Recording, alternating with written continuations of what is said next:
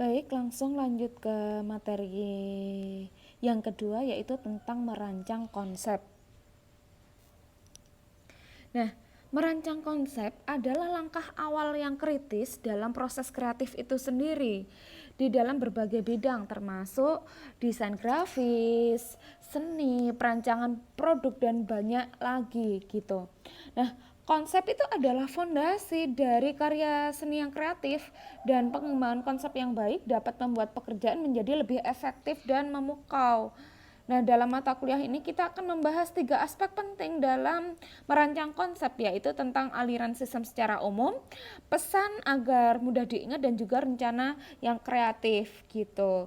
Jadi bayangkan ketika Anda membangun rumah, kan tidak langsung tiba-tiba beli bahan bangunan lalu dibangun aja, pokok berdiri tanpa ada konsepnya. Nah, bisa saja seperti itu, tapi tentu saja itu wasting our money and our time, seperti itu ya.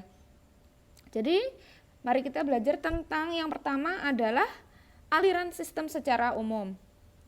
Jadi, aliran sistem itu merujuk pada suatu sistem yang berfungsi dan beroperasi. Dalam konteks merancang konsep, aliran sistem itu mengacu pada bagaimana elemen-elemen dalam suatu konsep bekerja bersama untuk menyampaikan pesan atau mencapai tujuan yang tertentu, di mana ini melibatkan pemahaman tentang urutan, struktur, dan juga hubungan antar elemen-elemen tersebut. Jadi kalau kita membuat sistem, nah biasanya kan itu kita desain diagram ya. Bagaimana menu ini setelah menu A langsung ke menu X, setelah menu X langsung ke menu Z, misalnya seperti itu. Nah, ini adalah salah satu contoh aliran sistem. Nah, atau bisa kita implementasikan dengan flowchart, itu juga bisa. Nah, beberapa prinsip aliran sistem yang penting dalam merancang konsep itu meliputi keterkaitan, urutan, dan juga pola. Keterkaitan itu adalah bagaimana elemen-elemen konsep itu saling terkait dan berkontribusi antara satu sama yang lain gitu. Yang kedua adalah tentang urutan, bagaimana pesan atau informasi disusun untuk memberikan pengalaman yang koheren gitu. Selanjutnya pola, identifikasi pola atau repetisi yang mungkin ada dalam konsep untuk menciptakan suatu kesatuan gitu. Nah, pemahaman aliran sistem itu membantu dalam merencanakan tata letak elemen-elemen konsep dengan cara yang logis dan juga efektif gitu. Dan juga tentu saja bisa adanya aliran sistem ini kita bisa membuat menu secara konsisten seperti itu. Nah, yang kedua adalah bagaimana kita mendeliver sistem informasi berbasis multimedia itu menjadi pesan yang agar mudah diingat. Nah, pesan atau konsep yang dapat dengan cepat dan efektif dipahami serta diingat oleh audiens itu adalah pengertian dari pesan yang mudah diingat. Dalam merancang konsep penting sekali kita mempertimbangkan bagaimana pesan kita itu menjadi lebih melekat dalam pikiran orang. Ya, jadi kalau kita berbicara Aqua yang ada di dalam otak kita itu langsung teringat ya bahwa brandnya itu berwarna biru. Kalau kita berbicara tentang KitKat, nah yang ada di otak kita itu adalah apa? Mengingatnya brand identitinya berwarna merah seperti itu. Nah, bagaimana kita membuat sebuah brand atau rancangan multimedia kita itu begitu melekat di otak user. Nah, itu harus konsepnya harus kuat dulu seperti itu.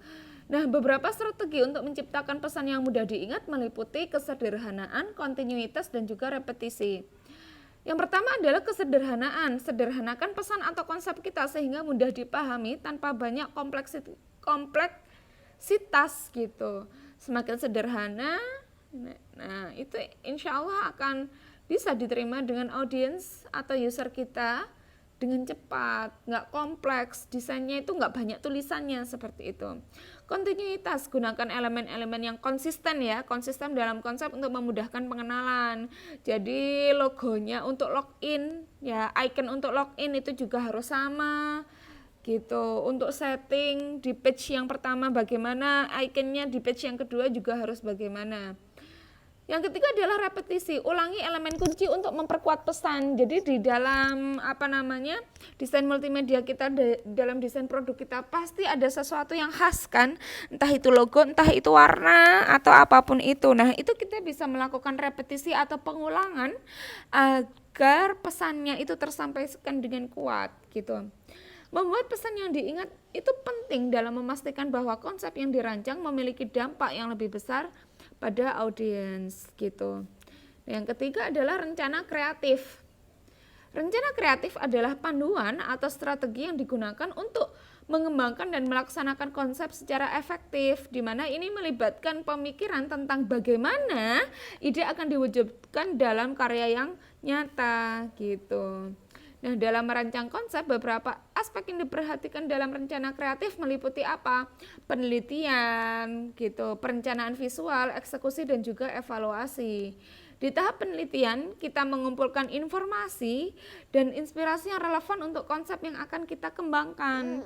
Kita research dulu, gitu. Siapa target audiens yang akan membaca pesan kita, gitu. Berapa target umurnya. Nah, selanjutnya adalah perencanaan visual. Setelah kita tahu, kita research, kita bisa merencanakan tampilan dan estetika konsepnya, termasuk pemilihan warnanya yang pas berwarna apa, typografinya itu seperti apa, elemen grafisnya itu apa. Selanjutnya kita di tahap eksekusi, di mana kita mulai mengimplementasikan perencanaan visual kita. Selanjutnya kita mengevaluasi hasil akhir untuk memastikan bahwa pesan atau konsep telah berhasil kita sampaikan gitu. Nah, di dalam rencana kreatif ini membantu dalam menjaga konsistensi dan fokus selama proses pengembangan konsep. Kesimpulannya apa? Jadi merancang konsep adalah tahap awal yang penting dalam mengembangkan pekerjaan yang kreatif. Dalam merancang konsep, pemahaman tentang aliran sistem, pesan yang mudah diingat, dan rencana kreatif merupakan kunci untuk menciptakan konsep yang efektif serta memukau gitu. Oke, itu adalah penjelasan tentang merancang konsep pada perkuliahan materi minggu kedua ya. Nah, kira-kira ada tanggapan tidak, atau adik-adik ingin diskusi?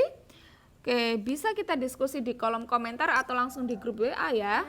Terima kasih sudah menyimak video penjelasan Bu Konita. Sampai jumpa di materi selanjutnya.